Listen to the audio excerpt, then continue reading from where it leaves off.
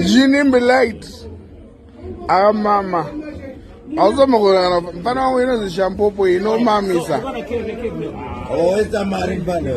I'm there. Moira, Pana. Some of Pedro and Pano. About another pumping Pano, don't check what takes. I'm so that.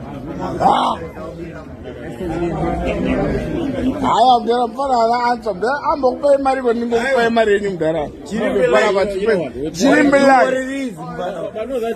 As my client said to me, GINIMBI no bagazo kwazisa.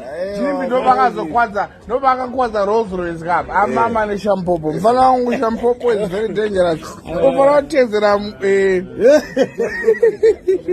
GINIMBI LITE. Anzi pane Rixi yakangubirira. Aba ona pombi. SHAMPOPO sina pombi mfana wangu. Oh yeah, you are lost mfana wangu.